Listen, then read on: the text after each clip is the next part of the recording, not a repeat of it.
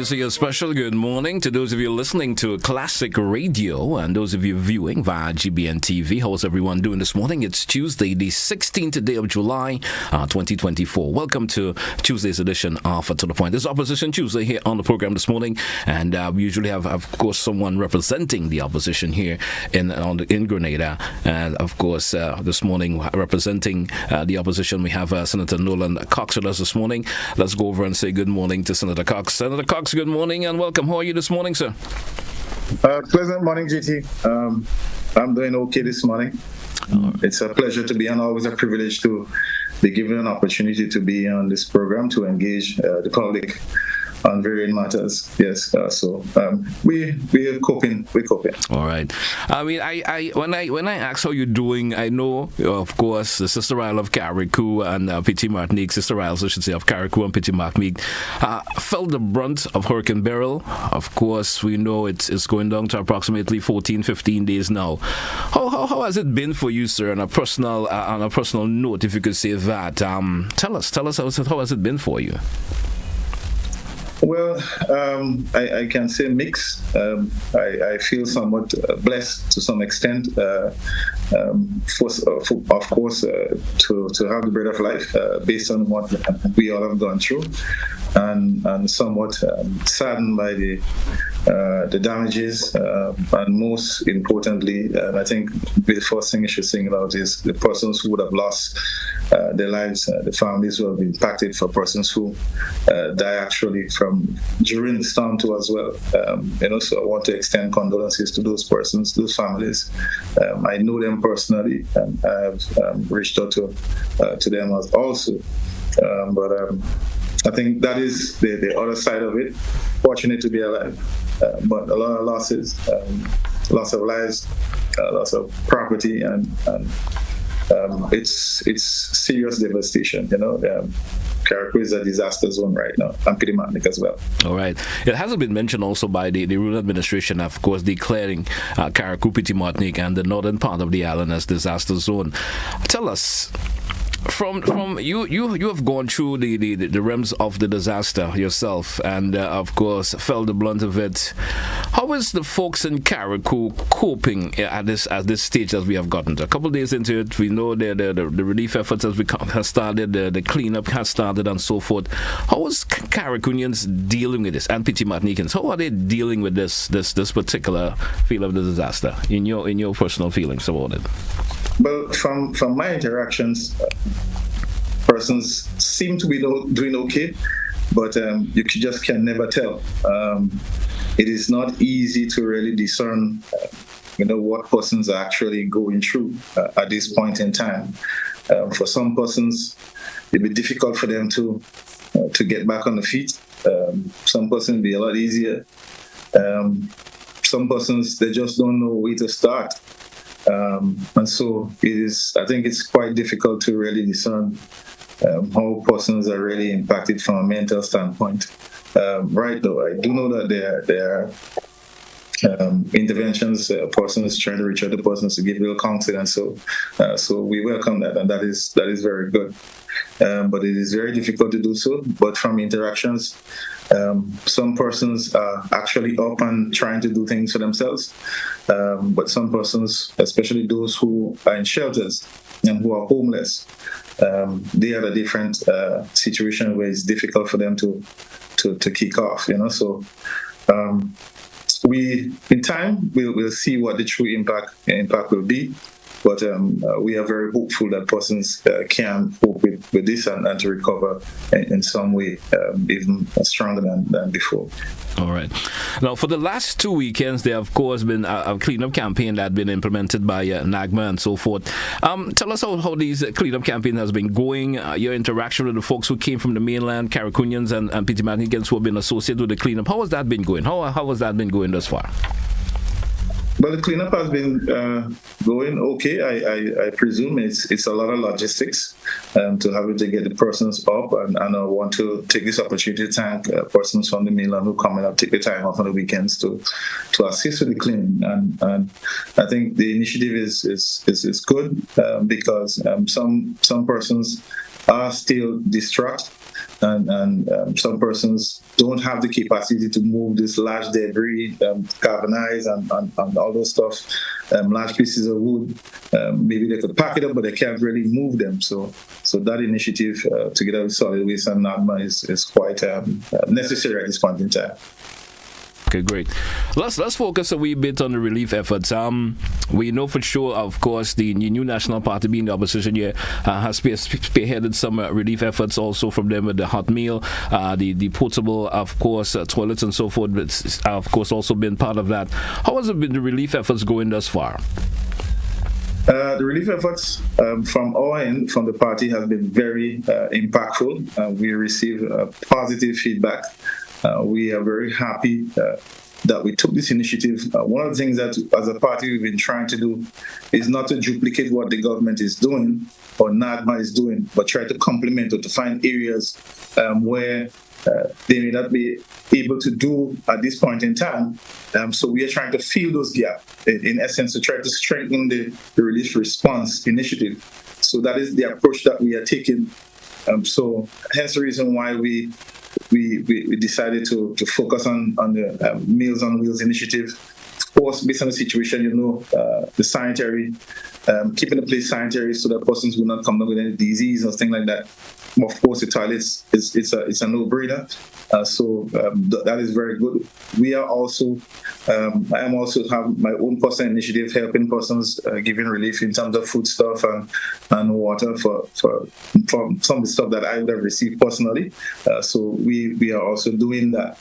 And also just meeting persons, speaking with them, trying to motivate them, trying to encourage them, because as I say, it's a tough time for everybody. So those are some of the initiatives that we are doing right now. And in terms of the Meals on Wheels, that initiative, the demand is increasing for that, because what we are doing is we are going into the communities, more the homes that are not reached by NADMA in some cases, because NADMA is more traverse on the main roadways and the by roadways. So we are actually walking into some of the areas and bringing the hot meals, and the feedback is quite positive. We have even fed some of the volunteers. Some of the Red Cross people came to our kitchen. So even some of the government workers, we are also feed them. So we're reaching everybody, and we also reaching some of the shelters, trying to give some support there as much as possible as well. Even with the portable toilets, we have I think at 4 or 5 of the shelters we have portable toilets there as well. We have 8 toilets, and I think that there is a need for more as we move forward. So we'll see what more we can do, and maybe at this point in time probably encourage the government to get involved in that initiative as well, to help deal with the demand for portable toilets. With the state of recovery for individuals who may have lost their homes, of course, Senator Cox, I'm assuming you may have had some conversation with some of these folks who for some reason, it may have taken them a period of time to develop the nature of the home that they have had and to have it destroyed by Hurricane Beryl. In conversation with individuals thus far, especially folks who have lost their homes, how is that, of course, coming across in terms of conversation with individuals of that nature, especially folks with the wooden homes and so forth? If I can put it into context for you, GD, is that just imagine you probably would have been in your house just about 3 months or less, and you now just seen some pillars standing. That is the impact. There are some persons who just completed their homes less than a year, and those homes are non-existent. They're just being chewed up and spit out by Beryl. And so they are devastated. And they are looking for support from government, from organizations, with a view in terms of they're getting an opportunity to assist them to help rebuild. One of the major concerns that we have as a party centers around the fairness in terms of distributing not just whatever materials might be, the building materials that might come, but also even some of the supplies that we have now, the food stuff. I have seen reports, I have seen Facebook postings. I have seen other social media postings of persons indicating the experience that they had in terms of the relief response from NADMA. It has not been probably smooth as persons would have liked it to be. But we're trying to encourage and much for NADMA to focus on to ensure that fairness in terms of persons receiving the support, because every single individual Carriacouans and Pidimantnicans have been impacted by this. So there is no need for anyone to watch one over the other, because every single Carriacouan have been impacted in some way or another. Trust me, when I tell you that, the pictures, the videos don't tell the true story what is taking place here in Carriacou and Pidimantnic. So I just want to single that out. That is one of the concerns that we have. I know sometimes you put structures in place and you can't control how people dispense the relief supplies when they go out. So maybe they need to put some more robust measures to deal with pilfering and things like that. Because we're hearing reports of that as well. But I think that is something that we need to do. Unlike on Pidimantnic, the relief response have been quite good, quite solid. They're quite cooperating and united in terms of their efforts. And so I really want to commend Pidimantnic on their relief response. They have a very strong team and good team. Although I think that they need to give them some suggestions in terms of they need to be careful because they don't want to burn out themselves. So they have to do some things there to ensure that their efforts continue to go without anyone getting sick or falling or collapsing. But they have been trying their best. What we also have seen is that a number of persons would have tried to move some of their loved ones to mainland where they have other relatives who can take care of them as we try to rebuild. So those are some of the initiatives. I also want to single out a couple of the organizations, international organizations who are here on island giving some support, especially the Samaritan's Purse, through their initiative with the churches, with Pastor Happy as well. They are doing a wonderful job in terms of their response, providing taps and clean drinking water. That is one of the biggest initiatives that I think we have seen. That is super, super important. As you know, Carriacou, we harvest rainwater. That is how we get water for our domestic and other purposes. And so having potable water and clean drinking water on island, I think that is a wonderful initiative, and I really want to thank them for that. Now, from an opposition point of view, what are some of the key initiatives that you would like to see implemented, for a speedy recovery of the Sister Isles of Carriacou and Pidimantnic? Well, I don't know what the NADMA or the government plan is in terms of how they're going to do their response and what logical approach that they're going to take. I mean, we haven't heard anything structured from government in that regard, and so but we are still waiting. And so once you hear that, what it does, it gives an opportunity not just for opposition but also for citizens to follow that plan and to work and to complement and to support that initiative so we can build back quickly as possible. But from where I sit, obviously, getting power back up is very critical. It's very, very important. And I know that Glen has started, and they have some power just in the Remita Fields Borough, but there's still a lot of work to do. I don't know what is the timeline for having power back up. I know that they would have some challenges in terms of the transformers. There are a number of transformers that have to be replaced, and so those transformers have to be ordered. They may have to order some of the longer poles as well. I doubt that they may have some of the 45 or 50-foot poles in stock, so those they will have to order. So I don't know what the turnaround time is with those two critical components which are required for rebuilding. That will help determine and flesh out a timeline for current coming back here. Added to that is roof. We have just came from GT a brutal dry season, a very, very brutal dry season. And what does that mean? That means that our water supply, our storage water resource right now is at its lowest. And so with Berry coming so soon and removing more than 90% of our catchment on island, which is all the roofs on island, it means that the coming dry season is going to be even more challenging and more worrisome. I think that is, for me, personally, that is my biggest challenge. No roofs, no water. We having rains, and persons are not being able to catch water right now.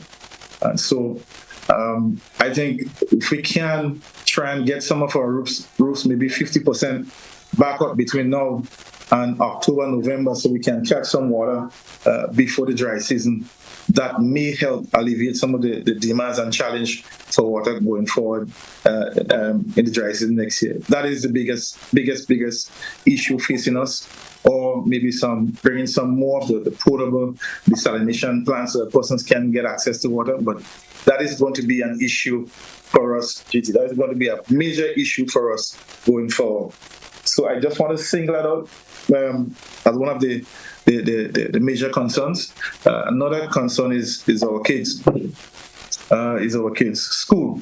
We haven't heard anything from government. What is the plan to address our kids, their continued education and development?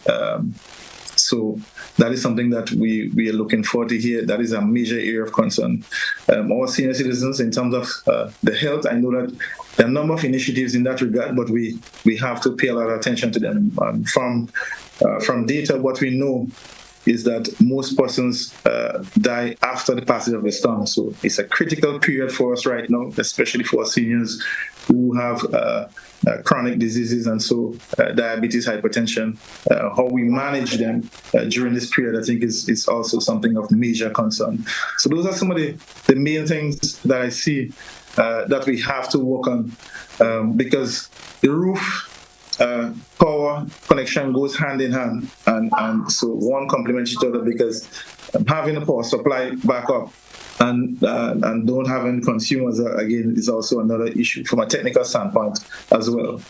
So those are some of the things that I see, but as I said, we haven't heard from government or NADMA what their plan is, how they plan to do this, and what timelines that they're looking at. We haven't heard anything in that regard. All right. Senator Cox, we drew for a break. Let's take it. We'll be right back, folks. Those of you listening in film, we'll be right back after the break. Don't touch your dial. Stay with us, folks. It's To The Point.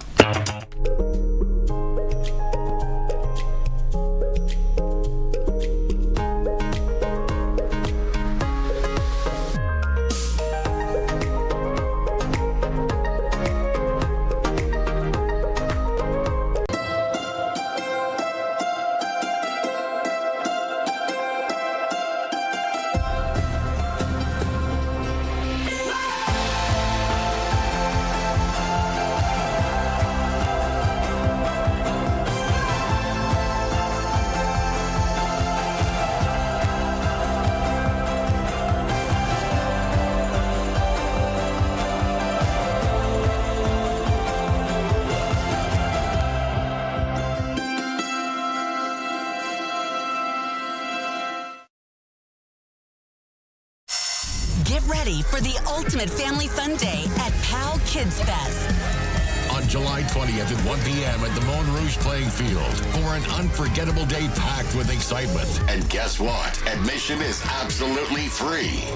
Immerse yourself in a world of thrilling activities, from mini vehicles to bouncing castles, face painting, and so much more. There's something for everyone to enjoy. And the fun doesn't stop there. We're giving away incredible prizes, including Amazon Fire Sticks and a flat screen TV. Don't miss your chance to win big. Eats and drinks on sale. Don't miss out on the biggest event of summer. Bring the whole family and make unforgettable memories at PAL Kids Fest. See you there. This ad is sponsored by Terry's Yacht Services, Modern Photo Studio, Maitland's Trucking Services, GBN, and 92.5 FM.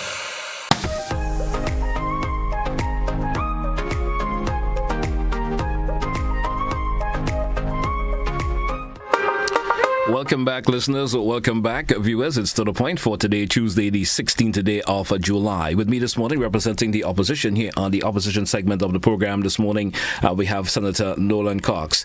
Senator Cox, welcome back. Welcome back. My next question to you, sir, it represents, of course, the nature of other initiatives that will be implemented or put into play by the opposition party, the New National Party.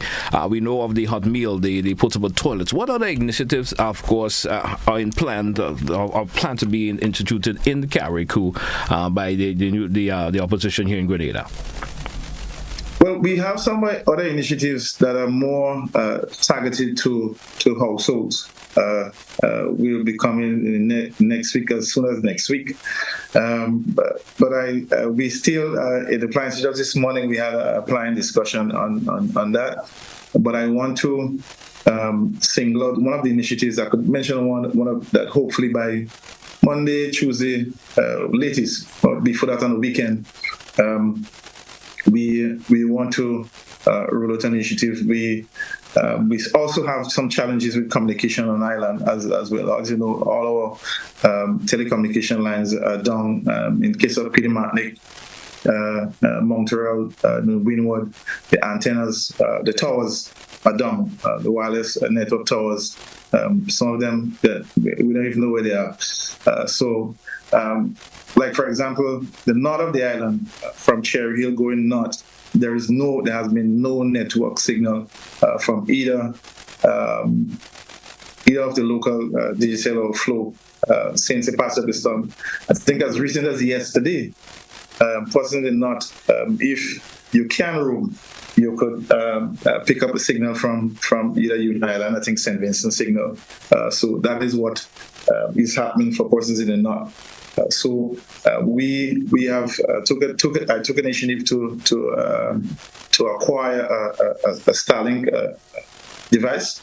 So we'll be able to provide some wireless network for persons within the north and even other areas throughout the island. So we'll have a schedule. We'll be going around so that persons can get an opportunity to speak to their loved ones, do whatever transactions, maybe send email, whatever the case may be. Persons who are studying online may have to do exams or to have classes. We're trying to see how we can provide some support for persons in that regard. So that is one of the things that we are going to roll out in the next couple of days or so. As I said, we're trying to complement and to support the initiative of government and to ensure that we do our best as a party, as an organization, to support Carriacouans and Pidimanians at this point in time, because it's difficult. It's very difficult, especially when you can't speak to your loved ones. A number of persons reach out to me, find this person, find that person, I haven't heard from them. Are they okay? Just sorts of concerns. A lot of persons in the diaspora have traveled back because their homes have been damaged, or their loved ones have received distress, or even some of them who lost their loved ones, they came back. So that is what is happening right now. That is the state of situation. That is the state of play that is taking place on island right now. So communication is very critical in terms of staying in touch with loved ones. Sometimes if you're receiving stuff, you need to communicate. So we are providing some support in that regard. So we have some more specific initiatives coming. We know that government is also giving some support for in terms of having therapies on island. We are also looking to see if we can give some support in that area as well going forward. More specific, more targeted towards the households. So we know that government has a lot to do on other initiatives. The road issue, the hospital is down. The main revenue, fisheries, police stations are affected. So we decide that we think that it is best place for us to provide us support in terms of helping persons from the household level, while government can take care of some of the main institutions, try to get the ministry back up and running, try to get other institutions in like Inland Revenue back up and running. Even some of one of the major banks, which is Republic Bank, they won't be back up anytime soon. They just cleaned out, they lost the roof, everything is damaged inside. Park Bank is up. Luckily for us, and I think one of the credit unions are hoping to be back up. If not yesterday, by today they should be back up. So those are some. All right, we seem to may have lost Senator Cox there for a wee bit. I guess there's a bit of communication. Senator Cox, are you hearing me? seem to may have lost Senator Cox for a wee bit. Hope they could get that rectified soon. It's to the point here on Classic Radio GBN TV for a lovely Tuesday morning. Folks, we're going to take a short break and hope to get, of course, a reconnection with Senator Cox so we can resume the program. Let's take a short break, folks. We will be right back. Stay with us. Don't touch it down.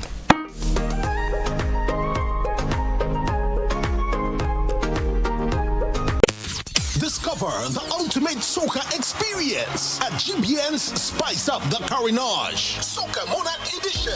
You see the thing you give me, girl, the other day. I love it. Register now by submitting your music to admin@gbn.gd or WhatsApp 407-8458. Don't miss your shot at winning over $10,000 in cash and prizes. $10,000 in cash and prizes, along with the prestigious title of GBN Soca Monarch Champion. It's GBN's Spice Up the Carinage Soca Monarch Edition. Register now. Hold on your tongue and twist it.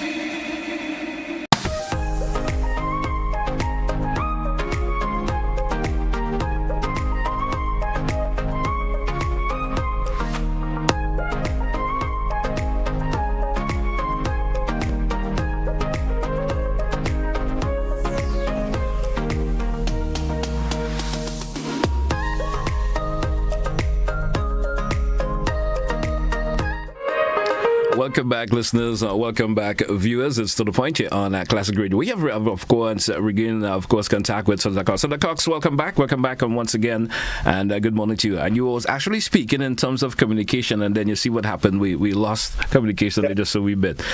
Speaking along the lines of communication, it's a question I want to ask. How has it been for you, of course, you being a representative of the opposition in the Sister Isle of Carriacou? How has it been in terms of conversation with the ruling administration in terms of getting an understanding of the relief effort? Does that kind of communication of course occurs?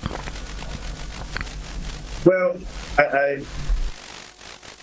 have not really been engaged by the ministry on island here. I did have a conversation with Honorable Ron Redhead. We did met sometime about a week or two ago on the port. I think the first weekend after the storm, we met on the port, and then he indicated that a letter will be going to the opposition soon, asking for some specific engagements in some of the cabinet representatives on the team so we can work together to get this relief effort moving and get Carriacou Diplomatic back up and going. And he also did mention to me at the time about a Starlink device that actually was coming to work for me, but somehow I think that might kind of commandeered, but I didn't make any issue. So we kind of laugh about that because I thought that I didn't think that there was much on island at the time, and I think there was an issue with communication, and I think that probably saw the need for it, so they end up holding on to it. So we are getting another one. So it's no issue. There's no biggie there. But in terms of any formal communication or engagement, none of that has already happened. But we continue as a party, as an organization, and as a Carriacou, and continue to do what I have to do. I've been going around giving relief, whatever little I have. As you know, we are in opposition, and our resources are limited. And there is so much that we can do.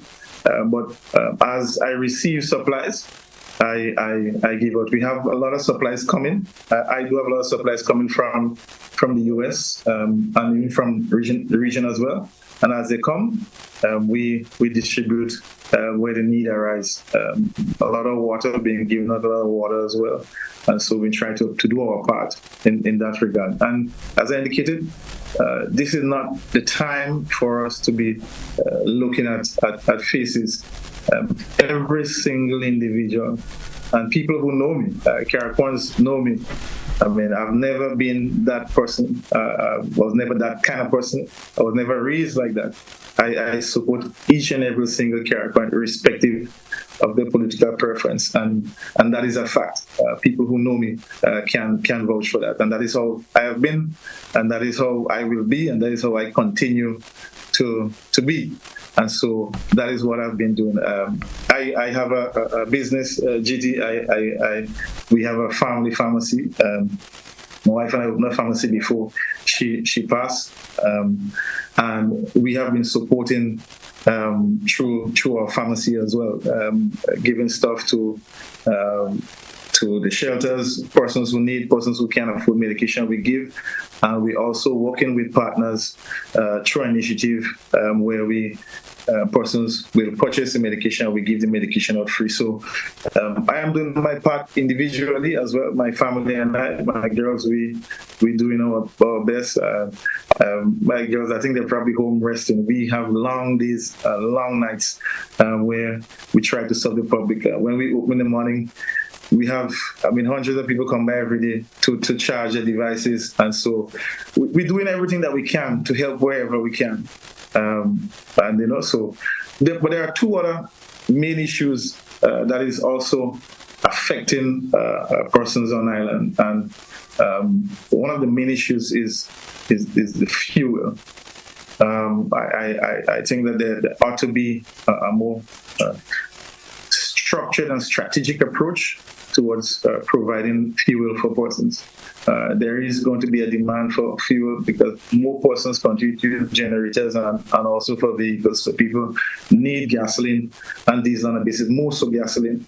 And you have a cluster of persons at the loan service station daily. I can give you my experience over the past 3 days trying to get petrol. So the first day, when I sat in the line for about 2 hours, and then all of a sudden they say gas finished. The second day, I sat for about 3.5 hours, and I think I got maybe about $60 or $70 gasoline. And the yesterday, I met very close to the pump. Very close to the pump, and then gas finished just before I got to the pump. So that is just some of the real issues I think they need to resolve. SAL and government need to come up with a plan so that we have ample supply of gasoline on island to find a way to do that, because it is not working. What is happening now? It is not working. It is very frustrating. I've been speaking to somebody this morning, and they're like, look, I've been going for the last 3 days. I ain't getting no fuel. I'm not going anymore. So we do not want that. We want persons to be more hopeful. So we need to resolve this gasoline issue on island.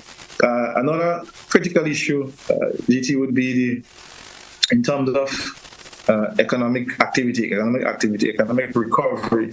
I think the government needs to come up with a proper strategy and policy for getting businesses moving, persons back employed. There are great opportunities for doing so, but I need to do that so that is what will help Carriacou get back moving. And so those are some of the things that I think are critical at this point in time as well. I want to raise that. Okay. Tell me, in terms of the security aspect of the island, any concerns from that level for you? Well, we've been hearing reports of little break-ins here and there, some looting during the storm. Not anything extensive or significant in that regard. We do have some regional officers on island, but Carriacou is generally a peaceful place. I mean, maybe I'm not sure if I should be saying this on live TV. No, but like for example, at my home, I don't even have no windows. I lost a lot of my windows at my house, so you could just practically just jump into my window and come into my house. Right? That's why I've been sleeping in my house for the past couple of weeks. Hopefully, you should get some windows or try to bar it up sometimes. So I haven't really had the time because it's just as a week, it just moved. I really haven't had the time to even deal with some of my own personal stuff. My mom lost her roof, and so I had to send her down to the mainland. Also, with my 2 young boys, so they're on the mainland. So that would kind of give me some time to do some things, try to get her home sorted out and things like that. So it's a whole lot going on, GT. But in terms of major, no, I haven't heard any major issues. Just some localized break-ins I've heard about, and so I presume that the police will respond appropriately to that. So, not anything of major. We know that political division will always play a part in terms of that. Of course, you spoke about that. It's not the time. You've been hearing of issues where political division has been showing its face in any way of the sort that seem to be of a concern for you in terms of political sides or any way of that nature? Well, unfortunately, GT, I mean, that is quite evident. And even during this time, I've listened to some comments by political persons, officials, senior political persons, and they're still making political jabs, comparing a response now to other times. So, I mean, I think all that is unnecessary. It's not going to change our situation as Caribbeans, where we are and what we need to do. But persons are being marginalized to some extent. And I really call on honestly call, I mean, persons who are in my Caribbeans, we all are Caribbeans. Just please, for the love of God, just give each and every person an opportunity to get some of the relief stuff. I mean, they need it. They are in, GT, when I tell you, they are in dire need. Each and every one of us in Caribbean need whatever support that we can get. And all we are asking of NADMA is to ensure that they just deal with everybody fairly. I know that, as I said, there are some things that you may not be able to control. Some persons may have their own thinking, they have their own individual motive. If you find those persons in your group, get rid of them. Don't get rid of them. If they're volunteering or you're paying them, get rid of them and find somebody else because they are hurting the process. And I think that now is certainly not the time for that. I mean, we have had our own little run-in with them, with our kitchen, but we are fine and we have been complying as much as possible with the Ministry of Health regulations to ensure that we stay on par. I mean, our kitchen, we have persons who have their food certificate and everything is sorted because we understand what we are doing. While we are not selling the meals, while the meals have been given away free, at the same time we want to ensure that persons receive healthy meals that will not make them sick. And of course, I think the Ministry of Health also is desirous of achieving that. But as you know, when you have certain persons with different motives, they can use certain facilities to create undue pressure and stress on persons from a political standpoint, and that is what we do not wish to have more to continue. There is a clear opportunity for everyone to make a contribution. At the same time, you don't want to call for unity and at the same time trying to restrict persons when they are actually helping. I think now is not the time for that at all. You know, so as I say, we call and we ask that please, you know, I'm begging that help. You know, we have a lot of stuff is coming in. Just ensure that we try and reach everyone who is in need at this point in time. Okay. Let me another question. As relates to what's the latest are you hearing in terms of the Chinese houses? We know there were some issues there been spoken about. So what's the latest? Has folks been able to use the Chinese houses as yet, or is there still an issue there? Has any new developments that you can speak of? Well, I am very confused government policy on the non-use of the houses for Caribbeans and Pidimandicans who are homeless at this point in time. I'm very, very confused.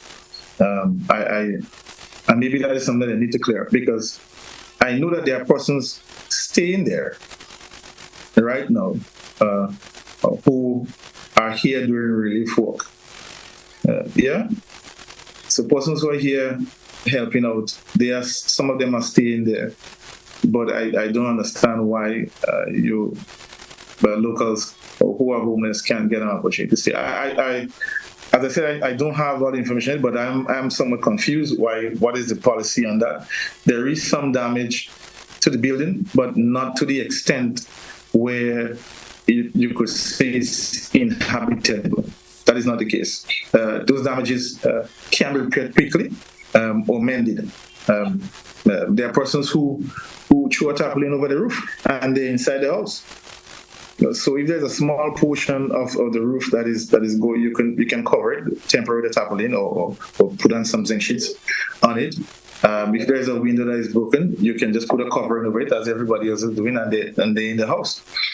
So I think the discussion or the justification was saying that there is some damages to the building and it's not habitable. I don't buy that. I'm not sold by that. Because I know that there are persons staying there right now, as we speak, who are here to do relief work. And so I am not laying any blame to the persons who come to give us relief support. I mean, we need that. That is important, and we appreciate it. And obviously, we should find some place to house them. But at the same time, we have some of our locals who are in distress. And so it's also a clear opportunity to house some of them. They're temporary until we go past this. I mean, I could recall, even a number of persons stayed in persons' building and afterwards they left. So I don't know if it's a fear that they believe that persons may not be able to move them after. I don't know. I don't know what is the thinking, but I certainly do not agree with that policy. I think it needs to be reviewed. And if there are units that can be used, but if it's 10, 5, I think we should try and get some families in there and to make them feel a little more comfortable during this stressful time. It's a stressful time, GT, for a lot of people. And if they can have a little comfortable night rest, a comfortable place to sleep, I think they will welcome that. And that is how I sit, and I don't know. I said I am lost. What is the policy thinking behind not having residents there, but having relief workers there? So that is what I do know. Okay. Senator Cox, we drew for a break, folks. We drew for a break. Let's take it. We'll be right back. We come back to the next segment. If you do have a question or two you may want to place to Senator Cox, feel free to do it in the next segment. 15 minutes moving up before the top 10. We'll be right back.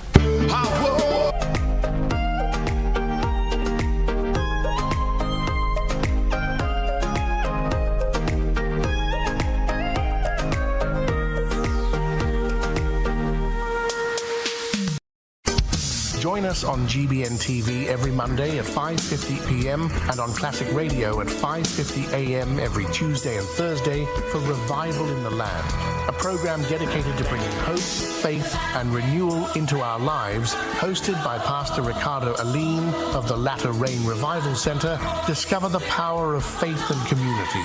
Revival in the Land, where hearts are healed and spirits are lifted.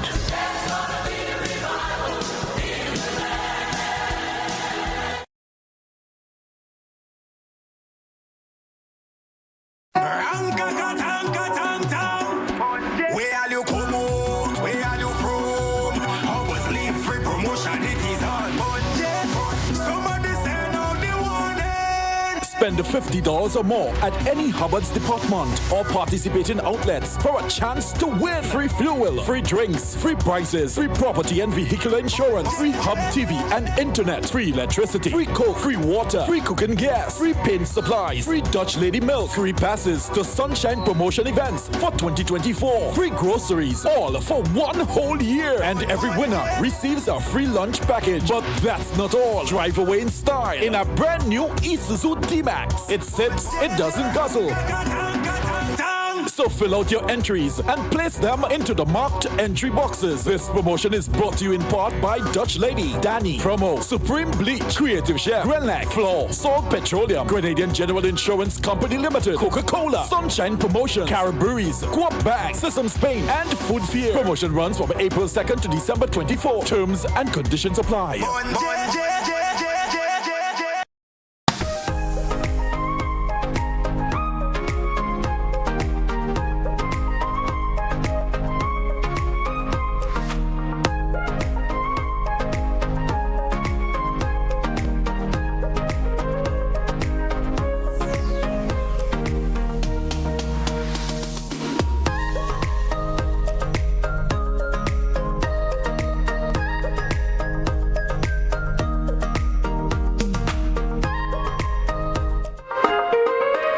Welcome back, listeners. Welcome back, viewers, to The Point here on Classic Radio and GBN TV. It's Opposition Tuesday here on To The Point this morning. And representing the opposition, we have for us Senator Nolan Cox with us this morning. This segment I did mention before the break that you listeners and viewers out there, if you do have a question or two you may like to ask, of course, Senator Cox, you feel free to do it in this segment. We do have our first caller via WhatsApp. Caller via WhatsApp, good morning, you're welcome. Good morning, GT. Good morning, Mr. Cox. Good morning, sir. How are you doing? Everything is good so far. GT, I didn't see you anyway. Okay, Mr. Cox. First, I want to sympathize with the people of Carrico and for the things that you guys been doing. But Mr. Cox, I'm listening to you and you sound political again. And this is not the time for that. Okay, but my question to you, all right? Okay, we heard that Tevin Andrew lost his house. His house, and did you ever reach up to Tevin Andrew? All right, that's my first question. My other question is that Mr. Cox. Okay, we know that you guys doing all your own thing as NNP, want to give Wheels and Mills, okay, which is a good initiative, all right? But Mr. Cox, do you think going about the right way to do things? You got NADMA. Let everything come to NADMA. Let you guys work together, team. Why is this separation? And that is what the NNP been doing for a long time. You understand? Number one, I want to talk about the dung freeze again. You know, Mr. Cox, that the house was damaged. You say no water, the galvanized move. You know, I mean, the condition wasn't right to put people, Mr. Cox, and you still coming on the program and saying they should put people there. Mr. Cox, did you visit the place? I want to know if you visit the place. Did you examine the place, inspect the place before you could make such a statement, Mr. Cox? You say people might be living there. All right, I understand if people come there. Remember, people come up to help. Some people have a place to go. Okay, well, at least they give them a place to stay. You know what I mean? Mr. Cox, we also know that the people that lost their house, they have them in shelters and things, and they will prepare place. The Prime Minister and they even make statements that once they get the place running, they go see if they could locate some other people. You know that. Why you come on the radio this morning? And this morning, I know they was going to send you to play politics, Mr. Cox. Instead of you joining with Tevin to think that you're not being a man, you understand, and you're doing that because of your opposition leader. You're trying to please him. Kayaks stick together. Where the love from the kayaks from you, Mr. Cox? Mr. Cox, be an example. Stop being separated. Stop separating your guys' self. You know what I mean? People should be working together. People are hurting, and now you come on the radio trying to play politics. Stop it. Thank you, caller. Thank you so much. Thank you for your contributions. Any response to the caller, Senator Cox? Sure, I can respond to everything. First of all, you know, it's quite unfortunate that he could only see. I mean, I have not been political in any regard, and so. But anyhow, despite that, now the first matter that you raised, Tevin lost his house. Up to this morning, up to last night, Tevin is in his house. His house had some minor damages, but he's in his house. So Tevin has not lost his house. So that is false news. That is false. I was, when I finished my work last night, I was going home about 11 o'clock, and Tevin was home. Yeah? So when the vehicle was parked outside his home, so I believe that he was home. So Tevin didn't lose his house. So that's the first misconception. And in terms of reaching out, I mean, you know, sometimes, you know, people say things and they force you to make certain comments. And I didn't want to say, but I have to say it. Now, GTI went to Peter Martinique, I think the Thursday after the storm. That was my first visit to Peter Martinique. Because the boats wasn't running. And when I called one of the boaters, they told me that, look, I said, let me run out to Peter Martinique. It was a fishing boat. And he told me, well, I have a scheduled trip to go PM with Glen tomorrow too. So I said, all right, good. So I said, I'll catch you right here, guys. So I went over. And I was standing there right by the shelter. And the Honorable Tevin Andrews came there. He passed no less than 3 feet away from me, GT. He never said morning, evening, noon, or night, up to this day. So, you see, when people come and make those kind of statements, it force me to say certain things that I don't want to say, but I have to to clarify my name, and so that's one. The second thing with the Meals on Wheels, I don't understand why he's attacking. NADMA cannot do everything. There are a number of other persons who are doing separate initiatives. They have the World Central Kitchen. They are doing their own thing. They're cooking and distributing. The World Food Program is here, doing their own stuff. They have their own structure set up, doing their own stuff. So I don't know why he thinks that we are doing anything different to what other persons are doing. We are complementing what is taking place on island, and we are not segregating. So I think he's misinterpreted in that regard, and his remarks is not in line with what is taking place. The next thing, the housing in Dumfries. He's saying that the housing is not suitable for people to stay, but people are living there. No, it's not. It's not me. It is the message that the ordinary citizens are receiving. You are saying to me as a citizen that it's not safe for people to stay, it's not suitable, but you are hosting people there. So what is the message that you're sending to them? So, and that is what I'm saying, that I don't understand the policy behind the housing. They need to clarify it so that people do not feel aggrieved. So people feel aggrieved that the units are there and they cannot get to use it. If whatever available that is suitable to use, they believe that they should get it to use. And so I don't know if that person ever live in a shelter. A shelter is not with 80-something or 100 persons. It's not a comfortable setting. So I just wanted to respond in that regard. But it's unfortunate for him to think in that regard. I mean, he's the one that kind of forced my hand to go political this morning. But I mean, I didn't really plan to. Okay. 4352041. We do have another caller via the WhatsApp. Let's go back to the WhatsApp. Caller via WhatsApp. Good morning. You're welcome. Morning. Good morning to you, sir. I'm listening to the program. I don't know. We have a national disaster in Grenada. When Beryl come, he didn't shut down yellow greenhouse. That is true. So why it is political? Now, I don't believe NADMA alone should be supplying relief for people being affected by hurricane. Now, this is a national disaster. We got to take the politics out of it.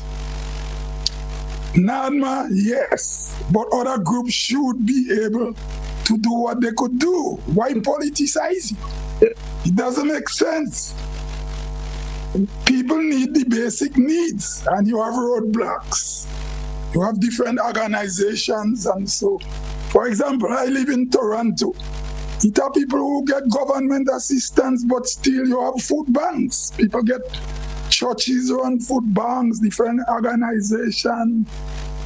We too political in Grenada. Everything is politics. This is a national disaster. Whether it's NNP or NDCU that is in power, NADMA alone cannot do it. You need whoever could and organizations that want to help. You cannot put political power over human beings' basic needs. So we must stop this ignorance. We've been to too much already. We fight, we kill each other.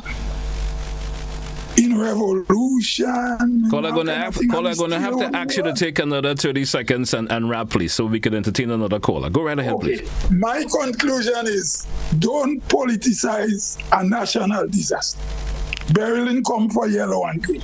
Beryl passed through a location where Grenada, Carriacou, and Petit Matnik is. There is no politics in that. Just let everybody help everybody. NADMA alone is not enough. Thank you, caller. Thank you so much for your contribution this morning. Good morning to you, caller. Caller, good morning. Good morning. How are you this morning? I'm fine, thank you. Driving on my radio is not too clear, but I heard the senator just said that Minister Kevin Andrew passed about 2-3 feet away from him and never called him. Why didn't he call Kevin Andrew? Sometimes in things like that, your head is so hot, you're blind, you looking left, right, and center. And you can't just judge the man and say that he ain't called you. He passed 2-3 feet away from you and called you. Why didn't you call in and say, here am I, or something like that, maybe you didn't see me. You don't go ahead like that, all that's politicking. Thank you, caller. They could get together and do better than what they're doing now, both NDC and opposition. This thing isn't looking good. I'm just saying you 2-3 feet away from the man and he ain't called you. Well, call him. Thank you very much. Thank you very much for your contribution this morning. We may have, so folks, we're sorry that we have lost connection with Senator Cox this morning, or the Carriacou. We're just moving up to just roughly 30 seconds moving up before the 10 o'clock. I think that's where we're going to have to take a wrap for today's program. I want to thank all who contributed to today's program. You sat at home, you listened. Those of you who viewed, those of you who called in, I want to thank you so much for being part of To The Point this morning. Once again, Senator Cox, thank you so much for being on the program this morning. We have lost connection with Senator Cox, so we could not get any closing remarks from him this morning. Until another program, folks, have yourself a great one, and that's where we say goodbye for this edition of To The Point. Until we, of course, have another program, which most likely will be tomorrow, once you all the Almighty permits. This is where I say goodbye.